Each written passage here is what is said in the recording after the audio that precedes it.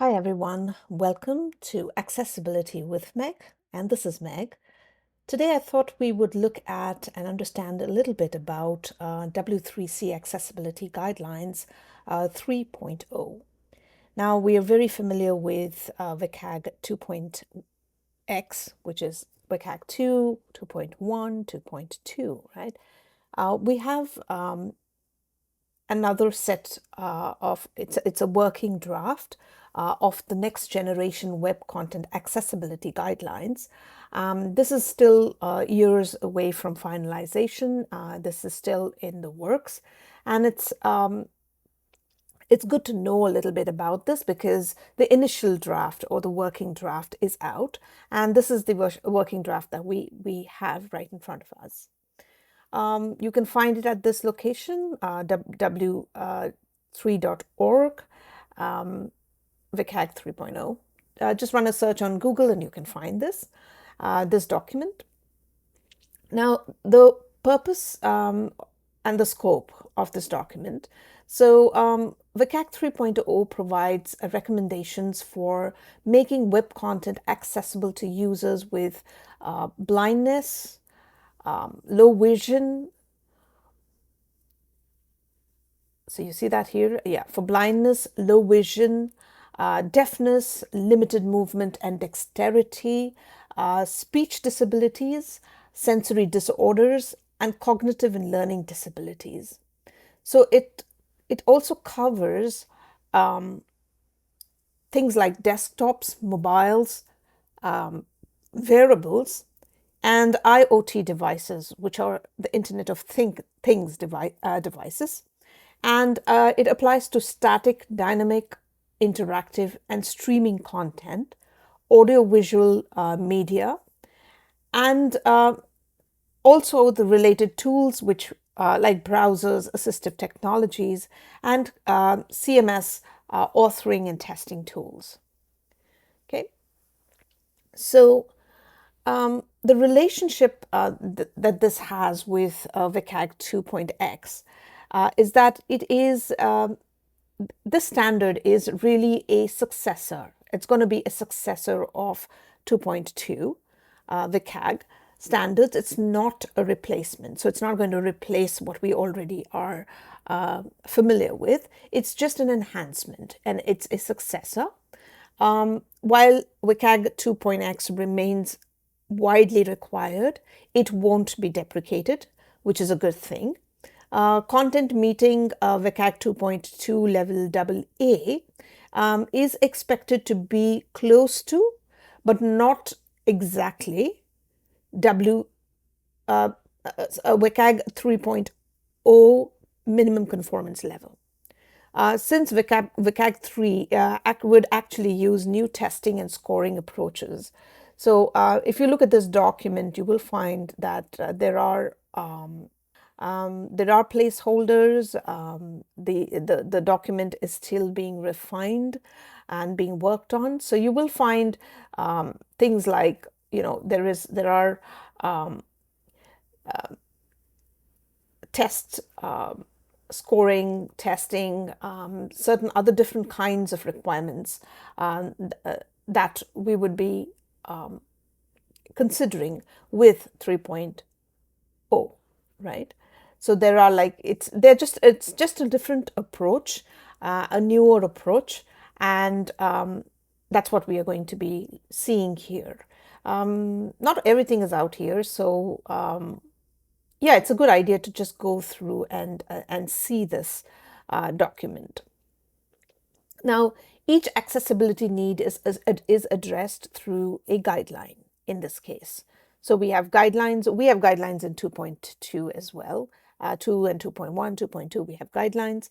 But here it's the model of the 2.2, remember, is with success criterias. And the success criteria being the main crux, and that model is followed in the 2.x WCAG standards.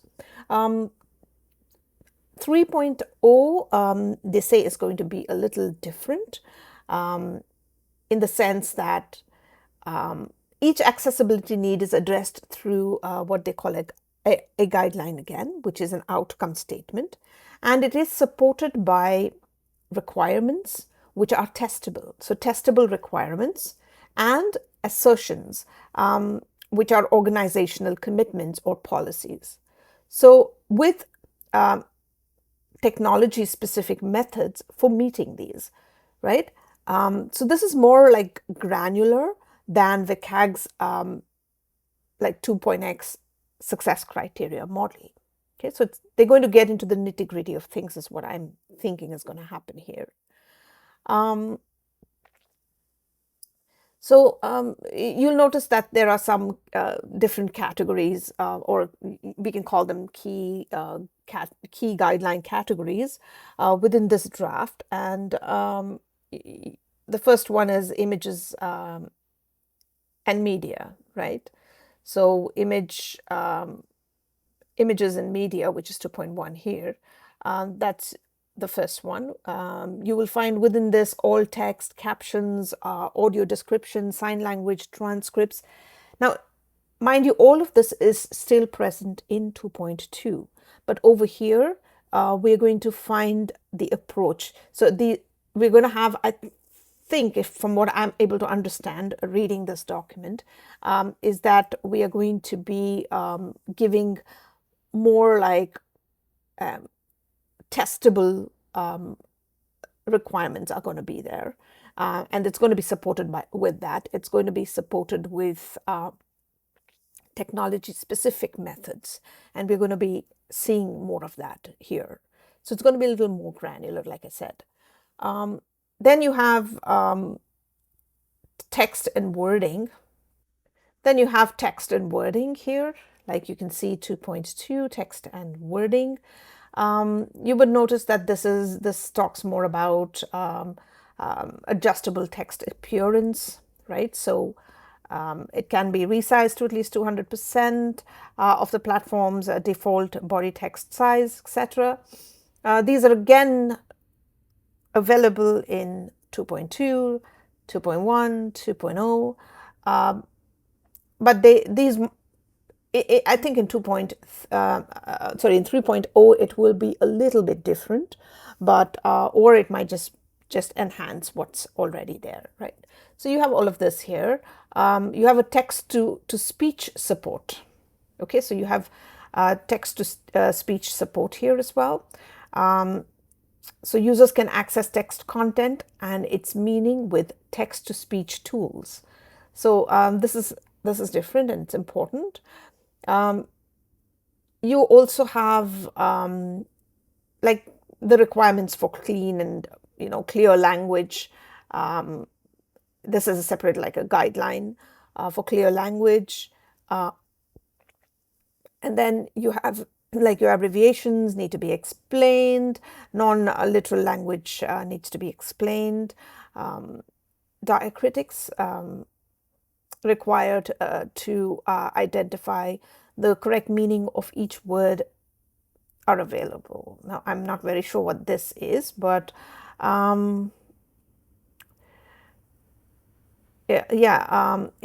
it says that a diacritic is a small mark that is added to a letter or character that changes how it is pronounced and what it means. Okay, so for example, if there is an E with that little sign on, like the little tick mark on top of the E, it would be a te sound, right? So it's got, I think, to do with phonetics and pronunciation and making sure that your text has the correct formats to make the correct sound. Okay, so that's important here. This is a good one actually, because I feel like a change like this will definitely help the screen readers read better than they do right now. So that's a good one. Okay, then we have no unnecessary words, clear language. Again, these are assertions, visual aids and reviews, visual aid review. Okay. When we do testing using test tools like TestNG or other automated tools, we use assertions, right? So I think it's picking off of that same idea.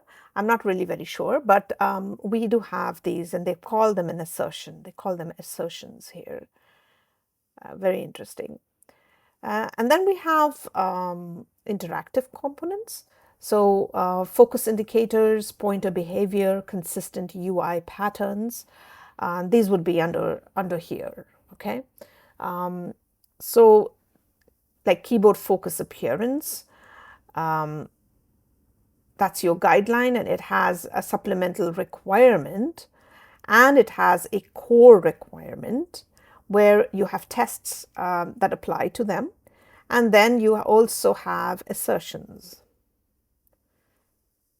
So yeah, very interesting. And then you have pointer focus and pointer behavior. Again, you have a core requirement that pointer activations should be indicated and things like that. And then you have supplemental requirements, and then you have the core requirement and assertion at some point, right? So yeah. And then these are all testable. So they have tests. I'm not sure if these tests really do anything right now. No. This is all work in progress, and so we are seeing pieces of things that are being put together. So that's really nice, and it gives us an idea of what to expect, right? However, sooner or later this is going to come out, we know where we are headed, and it is important to actually learn and understand 2.0, 2.1, 2.2 thoroughly before we move to 3.0, and so that's important. Okay. Then we have navigating content, right? So things like your focus indicators would come here, I'm thinking. So it's focus relevant, focus retained, focus order meaningful. Okay, so your reading order, focus order needs to be meaningful, etc. Does this entail your input and input operations like keyboard accessibility, operability, etc.? Not, yeah, it does. It just says keyboard focus. Yeah, just read through these, because I'm not really entirely sure exactly what it covers, but as a gist, this is what is being covered. Expected behaviors. Okay, so this could be the interactive component expected behaviors. So we are talking about consistency with interactions, patterns, okay, interactivity patterns, control information, okay.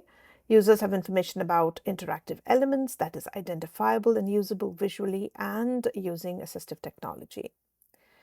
Yeah, so it is very familiar because it is similar to 2.x in a lot of ways, but again, it's different because it's just a different, I think a different approach is what I think it is.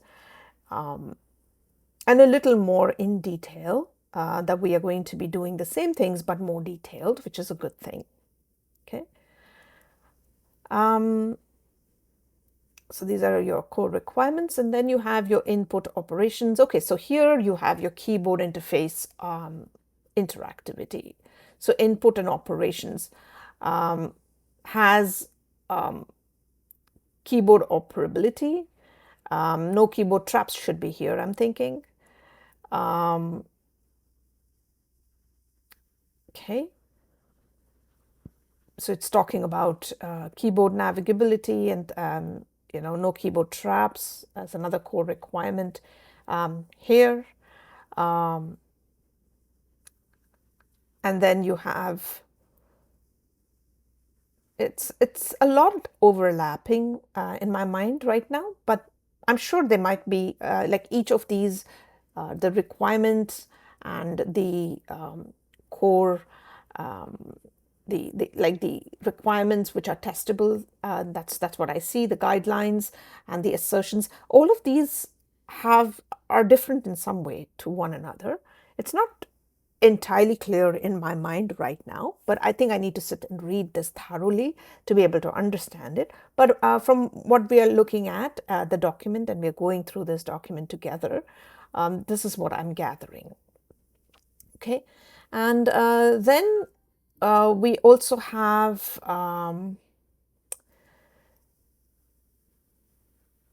guideline, physical and cognitive effort when using a keyboard. So there is more with keyboard interactivity here, you can see. Interesting. So this guideline has that. And it keeps, yeah, and then you have pointer inputs, speech and voice input operations. Okay, very interesting.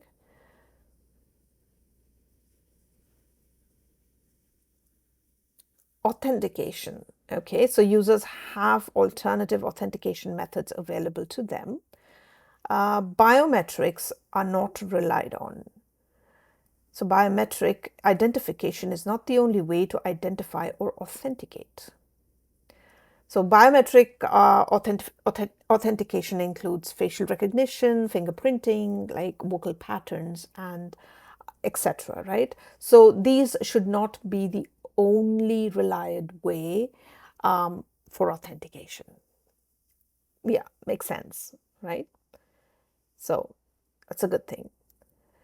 And then you have error handling, and within error handling, so correct errors, users can, they know about and they can correct the errors, which is also there in your 2.x, but this looks like it's a little more laid out more clearly as to what approaches, what we can do to test, what are the best practices, etc. Has been laid out clearly here. Prevention of errors, we have a section on preventing errors in 2.x as well. These are enhancements, so very, very nicely laid out. I'm really looking forward to this. I hope 3.0 comes out soon, sooner than later. That'll be great. Yeah, and then you have animation and movement as another guideline here. So avoid physical harm. So they like things like your content shouldn't be flashing. Okay. No visual motion. Okay. So, if you have like something that moves continuously for over 5 seconds, it's again an enhancement. All of this is an enhancement from 2.x, right? So, haptic simulation adjustable. You have audio shifting adjustable. It's a very good read. I mean, it's good to just go here and read about all of this, so the direction. And then you have layout as another guideline, or this is the guideline. So this would be, I don't know if they have principles here as well, but this is, yeah, another section. And then you have these guidelines, recognizable layouts, user orientation, okay. So lots of familiar information. And then you have the guideline for structure. So yes, this will have the semantics as well, I think, within this section or this guideline. And then no obstruction, yes. Okay. So this has got more to do with overlapping content. Nothing like, for example, your nav bar on top. If you use a fixed nav bar and everything goes behind it, all your interactive elements at some point, which has to be visible on the screen and not be hidden behind these things. If yeah, something like that. So that's an example. But yeah, and then you have consistency across views. Yes, very required. So they've taken like if you see in 2.1 and 2.2, you will find that some content is scattered through, right? Like everything to do with color is everywhere, for example. Uh, I feel like they have sectionized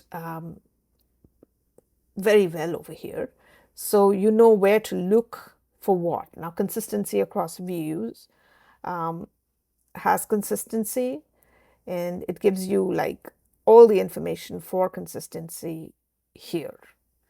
Consistent structural order, consistent navigation order, consistent navigation labels, right? It's all in one place when we look at it. And avoid exclusionary cognitive tasks. Very good. This is a very nice one again. They can complete tasks without needing to memorize or complete advanced cognitive tasks. Now, this is there in 2.2 as well, or 2.1, one of those. It's there in there as well, where you need to be able to complete tasks simply. For example, the removal of captcha, right? Captcha is not encouraged, or if you have captcha, then you have to have an easier way for completing the same tasks, things like that. Okay, adequate time, yes. Okay, and then avoid deception. Users do not encounter deception when completing tasks. Interesting.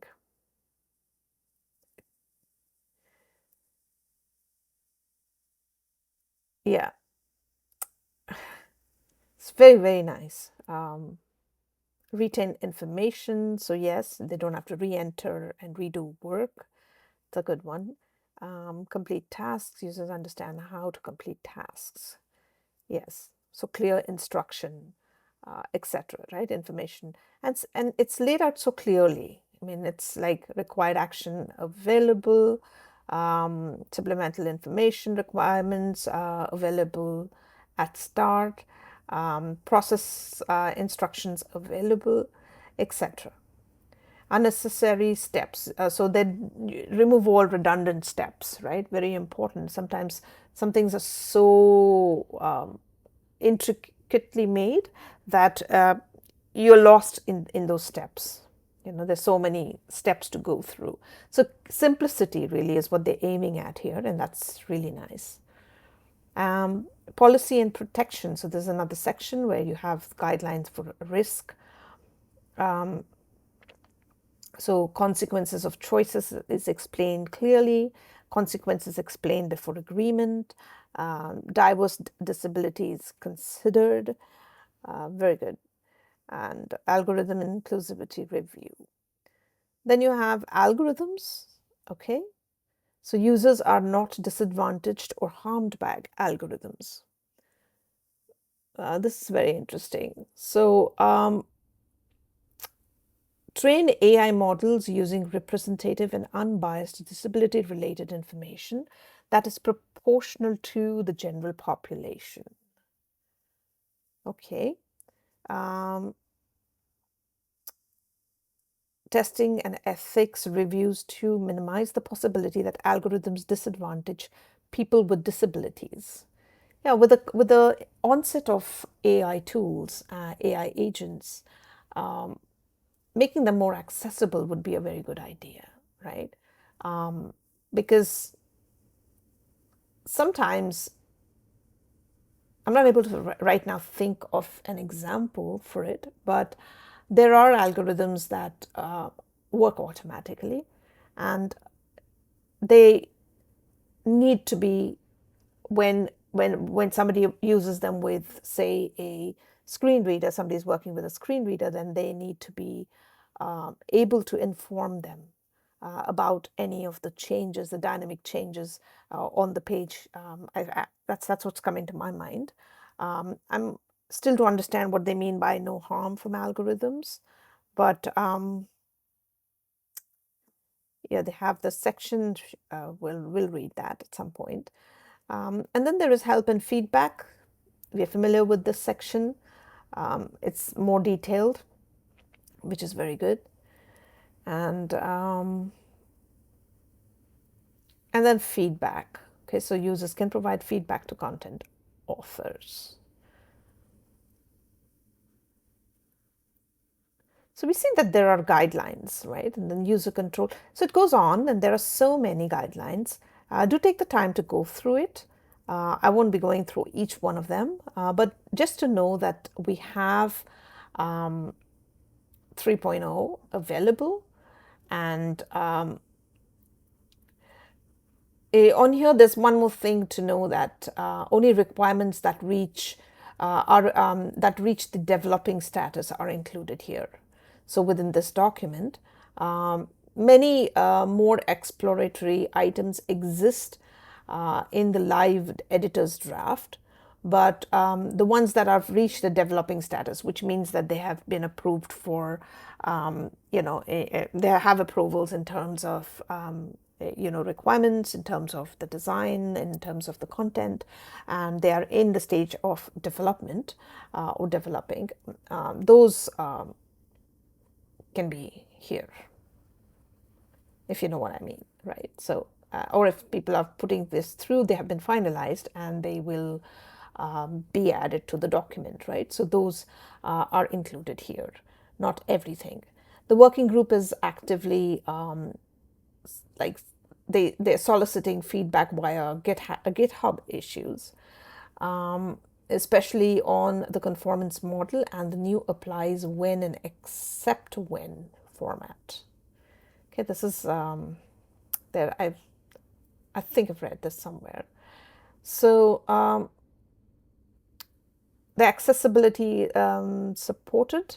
So many methods, such as those using ARIA or CSS, are only effective when they are supported by the user agents and assistive technologies for real users. So user agents and assistive technologies used vary by language and region, and may be restricted in closed environments such as behind firewalls or kiosks. So as a result, it is important to understand that UA and AT support which methods, and clearly state what UA and AT are assumed on conformance statements. The concept that methods must be supported by users, assistive technologies, as well as accessibility features in browsers and other user agents is referred to as accessibility supported. Okay, and then they have these standards. So I think the AA, AAA is going to go away. We're going to have bronze, silver, and gold. And your core, you so you have from core to supplemental to be met. Your core has to be met. It's like, this is the basic, so it has to be met. You have core and some supplemental that needs to be met to reach a bronze level. Silver has some more, so it's like the same thing like your AAA and AAA. It's been called, I think, bronze, silver, and gold in this standard. And it's a very good read. Please do read this if you're into accessibility. And yeah, I'm going to spend more time and maybe come back with another video with some details, some more details than what I've already understood.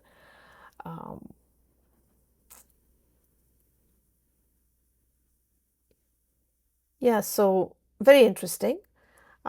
Just to understand that, like there are guidelines, there is a core and a supplemental requirement. And then there are organized by categories, like, okay, so just to summarize, so we have guidelines within here, and each of these guidelines have got, I think, core requirements and supplemental requirements. And they have different, like they have 3 levels, which is like your bronze, your like your standards. It's bronze, silver, and gold standards that are similar to your A, AA, and AAA in your 2.x.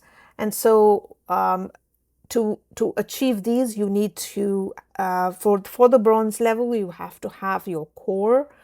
All of your core needs to be done for all three of the levels, plus a few supplemental for each of the other levels. Okay. Now, the first 2.1, images and media, all text for informative images, hiding decorative images, transcripts, and equivalent alternatives for audio and video, captions, which include live, synchronized, and immersive 360 scenarios, right?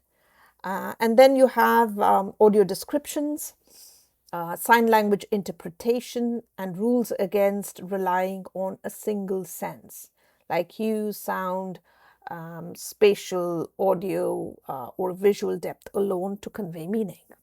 Okay, so all of that would come under your images and media section. Then you have text and wording. So under this, you have adjustable text, which is 200% plus, and color and contrast without losing function, text to speech compatibility, language identification, unambiguous numerical formats like dates, times, temperatures, etc. So clarity, so clear language is required. Now, so explaining of abbreviations and idioms, avoiding nested clauses and unnecessary words, etc. With special attention to testing guidance across 5 guardrail languages, which are like Arabic, English, Hindi, Mandarin, and Russian. Okay, so all of that you will find is covered in these. Okay, and then you have interactive components. Here it's more about visible keyboard focus indicators with sufficient contrast and size, which we have in 2.x as well. Visible pointer and cursor indicators, logical and meaningful focus order, consistent and conventional interaction patterns, okay, and full programmatic exposure of element names, roles, states, and values. So that's a full programmatic exposure of element names, roles, and states and values is interesting. It's this one here, okay? And then you have input and operation, which again is to do with your keyboard, but here you're talking about keyboard operability. So operable keyboards, no keyboard traps, no conflicts with platform shortcuts, documented custom key commands. So if you have, we know we have this in 2.2 as well. Alternatives to pointer, pressure, speed, path-based gestures. Also alternatives to speech and voice input, dismissible hover content, and no reliance on biometrics or eye tracking for authentication. Okay, I find that really interesting, the biometrics one. That's really interesting. And then you have error handling, which is next. So it's here. So error handling, clear, persistent, associated error messages, suggested corrections. There has to be error prevention through validations and confirmation of submission status. So this is all there in 2.2 as well. I'm thinking it's going to be here in a little more detail, or it may just stay the same because it's fairly new. And then you have animation and movement. So no harmful flashing or unnecessary visual motion, trigger warnings, maybe adjustable haptic and audio shifting effects, right? So that's your haptic simulation adjustable here. Then Then you have layout, and layout is recognizable and conventional layouts, clear page tilting, and orientation. So clear orientation cues like step indicators, like return to start, etc. Structural clarity, so you have to have your semantic code, which will give you structure and have headings, sections, reading order, etc. in place, and dismissible overlays that don't obstruct content. Okay, so your overlays can't obstruct content. That's this here, no obstruction. And then consistency across views. So consistent structural order, it's here. Consistent navigation order and navigation labeling across a site or a product. Okay, process and task completion. So avoid exclusionary cognitive tasks. So avoiding exclusionary cognitive tasks would be, an example would be captures without alternatives. Then you have adequate or adjustable time limits. One, retaining user entered data, saved progress, and clear process instructions. And then you have policy and protection, explaining consequences of choices and consent, and ensuring algorithms don't cause harm or exclude people with disabilities from underlying data sets. Okay, that's important. Then you have help and feedback, so consistent and contextual help, explanations for disabled controls, and accessible feedback mechanisms. That's important. And then the last one, I think, is user control. So assistive technology and user setting support, orientation flexibility, text and layout reflow, media playback controls, and notifications of content focus user agent changes. Interesting. Okay. So now each guideline, like I said, is broken into core requirements. So must generally be met. And then you have supplemental requirements. So they're additional or context dependent. And then you have assertions. So these are organizational policy commitments like a usability test with disabled users, or we maintain a style guide. This is like organizational specific commitments that you might make. So those are assertions. And then you have each typically is defined, it has a defined testing procedure. Okay. So only items that reach developing status appear in this draft, and a large amount of other exploratory content exists only in the live editor's draft.